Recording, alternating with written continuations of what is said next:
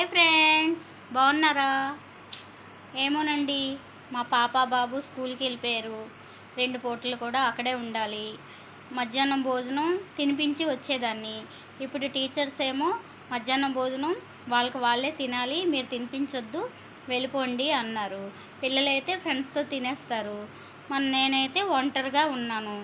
నేను ఒక్కదాన్ని తినడానికి అన్నం తినబుద్ధి అవ్వట్లేదు. పిల్లలుంటే హ్యాపీగా తినిపిస్తూ తినేదాన్ని. ఈరోజు నుంచి బాధతో తినాలనిపిస్తుంది.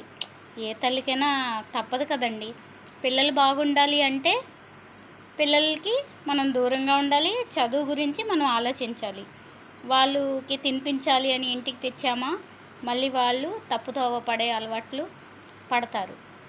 అందుకే ఆ శిక్ష మనం పడాలి.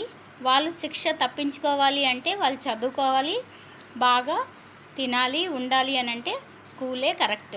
స్కూల్లో వాళ్ళకి అబ్జెక్ట్సాను టీచర్స్ బాగా చూసుకుంటారు, బాగా చదివిస్తారు. కాకపోతే కొన్ని కష్టాలు తప్పవండి.